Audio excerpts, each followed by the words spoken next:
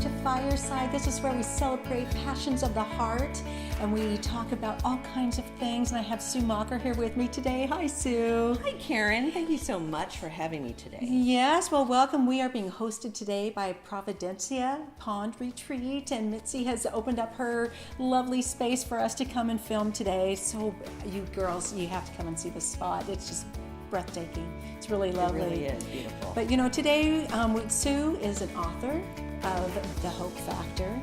You are a speaker.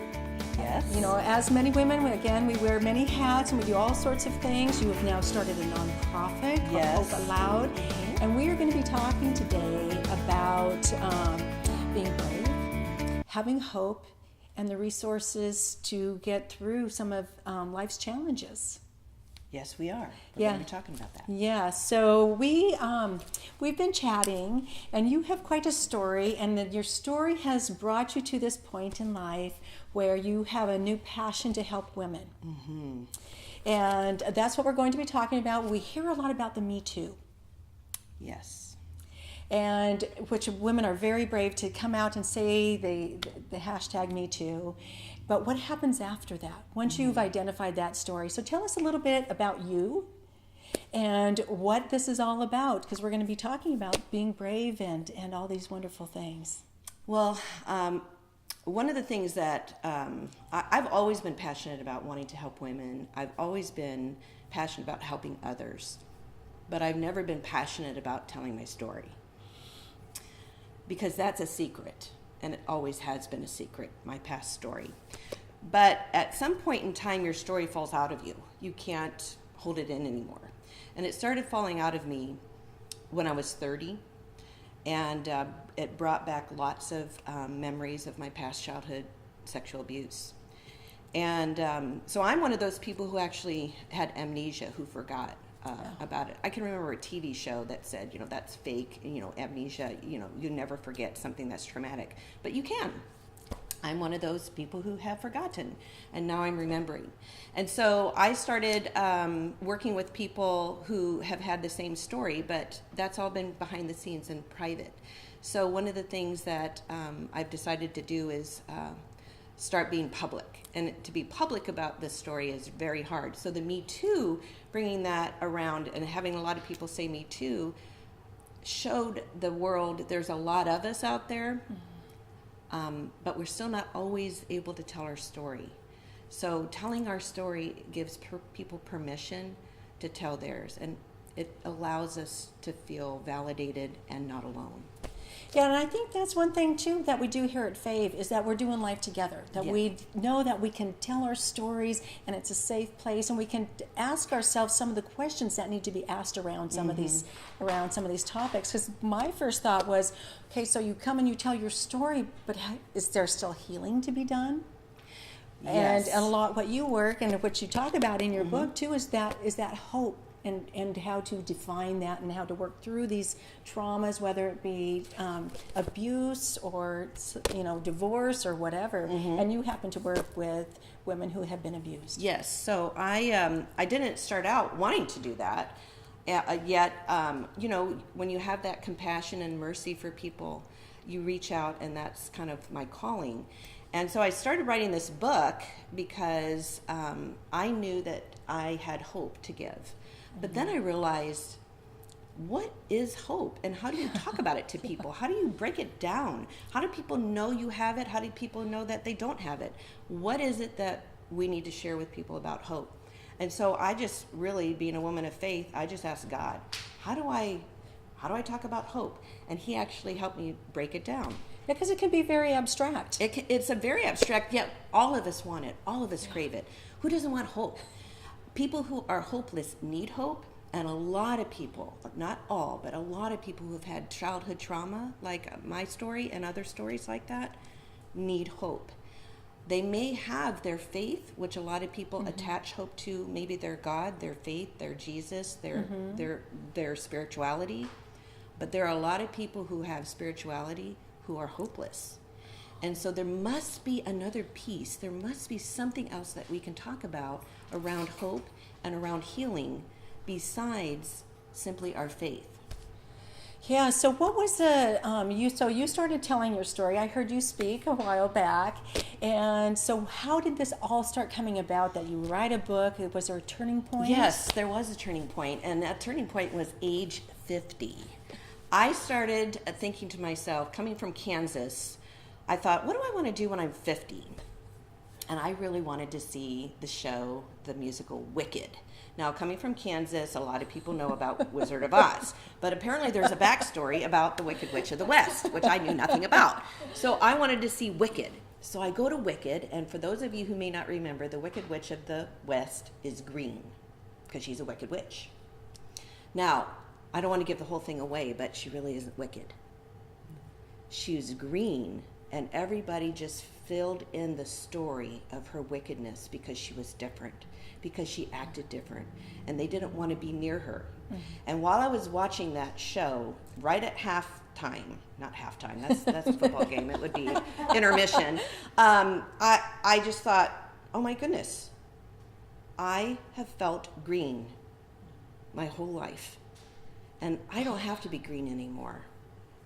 And then the story there, because she has a broom and she can fly, is she's going to defy gravity.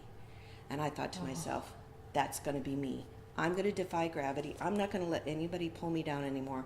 I'm going to start telling my story. I'm going to break the silence. I'm going to share what I need to share, and I'm going to share hope in a way that can change women's lives and families, humankind. It's not just for women.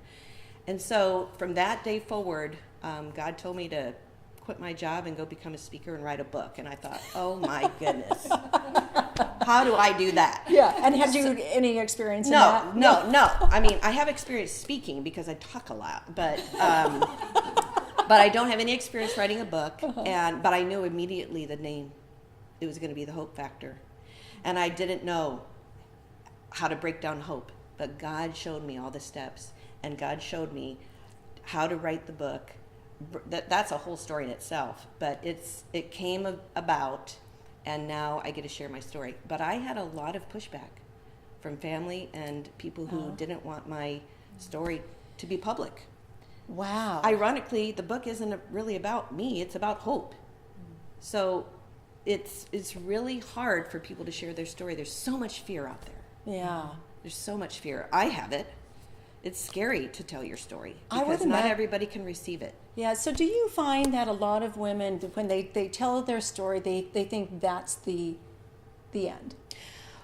And for me, I would think that there's healing to be done. Yes, so, we don't know what we don't know. Right. So we kind of keep going forward, and we keep seeking and searching for what's next. Mm-hmm. And maybe that's healing in our mind, maybe it's not, but we stumble across things that can help us heal. And part of that is sharing our story. Part of that is finding people who can validate us. Part of that is becoming more and more empowered to know that that story isn't who we are. But there's so much more to healing from past trauma that we have really gotten more and more science around different things that are available, different modalities of healing that you can actually enter into and move that trauma through your body, because it hangs out in our body, not just in our minds. Oh, wow. So do you deal with that? So let's talk a little bit about this nonprofit that now you are starting to take these women through this process and to identify some of these things. So Right. So one of the things I thought of is, how can one woman tell the whole world about what it is that I've been asked to share? And one of the ways I want to do that is through retreats. So I started to do these retreats last year, about a year ago, and they're only for 2 women. And the reason why they're only for 2 women is because so many of us hide behind the large numbers of people who are around, and we aren't able to share and receive. So I broke it down for only 2 women retreat. It includes the facilitator, which right now is me, so that's 3, and 1 professional woman coming in throughout the event, so there's maximum 4 people. I've had lots of women tell me, I can share my story in a small group, and I think my small group is 6 to 10, but their small group is 3 or 4. So if we're going to reach the women that need to be reached to tell their story, to find healing, we have to provide an environment that meets their needs, not that meets our needs. And so I wanted to provide that environment. And so we've done 6 retreats so far. They're going very well, and women are just, I can see it in their face. Their whole countenance has changed after 4 days, because it's 4 days and 3 nights, and they experience what true love feels like. That's the goal. What does true love feel like? Because so many of us who've been abused as children kind of missed out on that. And in our brain development, we've learned to believe lies about love. Yeah, and do they define it differently? Or they maybe, or like you were saying, they don't know what They it feels don't know like? what they don't know. So they're drawn to come. They're coming to a home that they've never been to be around women they've never met before, and to be taught by people they've never met and have no clue what's happening. Yeah. And so they're drawn, they're ready. So there is healing to be done. And it's mostly for women who are 50 and above. And there's so many of us who have compassion, and I'm one of them, for any child who has been abused. But all of us 50-year-old plus women who were abused were once a child. And we didn't have that. We didn't know. And those women, myself included, we have something to give. We have wisdom. But until we have true understanding of what love is, it's truly hard to give what you don't have. So, and what you don't understand. So when we can find that healing, when we can move that trauma through our body, when we can understand true love, how it feels, how it tastes, how it smells, how it looks, all of it, when we can understand with every sense of our body what love feels like, then we're able to give it out. And we don't know that we don't know what love feels like until we feel it. Wow. And that's what we try to provide at these retreats. And so far, I think with all of the generosity of the people that have been helping with the nonprofit, we've been able to provide those for free. Yes, and you were talking about, you gave an example of one woman who, and one of the reasons you don't charge is because people equate their love with the money, or you can Yes. explain it better than I can. So What you were saying a was lot of women believe that if they pay for something, then whatever they receive, they deserve because you bought it. And I don't want anybody to believe that they need to buy love. So one of the things, I even had a lady say, now I know this is going to cost you money, so is there any way I can pay for some of it? And I said, no, you cannot pay for some of it. Well, I really want to pay for some of it. No, you cannot pay for some of it, because one of the things we're learning, again, we don't know what we don't know, is are we able to receive love with nothing attached? Nothing attached. There's no attachment. There's no financial requirement by you. There's nothing required of you except to show up. That's all that's required. And to walk away with knowing that there were enough people who came to this retreat. Typically there's 5 to 6 professionals, and then my husband cooks, and then I'm there too, of course, and that are loving them, and loving them in many different ways. And they go away, they walk away realizing something that they did not know about themselves. And I don't know what that is, because I call it organically structured. It's structured, but it's organically meant to shift and change to the needs of the 2 women there. It's not my agenda, it's their agenda. I just have to have something to go on to start the retreat. Wow. So, just to see the changes probably in those women on those 4 days, you were talking about how they, even in their physical body, do you see changes that way as they walk out? Their physical body, it relaxes. Their shoulders lower, their countenance changes, their face relaxes, their smiles happen. I had one lady say, there are no words that I have to share with you about how deeply I felt loved. And how... It was Valentine's week, so that was a really big deal. But you know, there's women through all kinds of traumas or, you know, through life Yes. that I'm sure face this. So that's, Yes, there's the statistics are 1 in 4 women have been sexually abused as a child. Some say 1 in 3. That's a third of our female population across the country, across the world.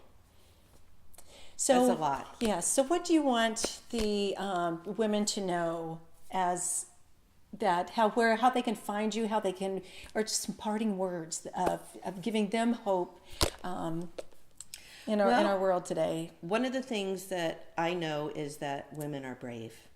We are brave, and we're loved. We don't always believe we're brave, and we don't always believe we're loved, but you are. That's what I want you to know. If you want to help with the nonprofit, my website is hopealoud.com. I also am offering my book for anyone who desires it, for any donation or not. I want anybody who wants to have that book to have it in their hands, and so that's another way people can give, is offering an opportunity for others to have the book for free. So we're just starting to figure out what this all looks like and how we can get the love out there for people. And it's going to morph and change as the months go on and as different people are called to help. Yeah, this is what a wonderful passion that you have taken your story and now created something so beautiful, and to put that hope back into women. Thank you. And especially to have that love. Thank you. Yes. Sue, It thanks is my pleasure. Thanks for visiting us on Fireside. Thank you. Yeah.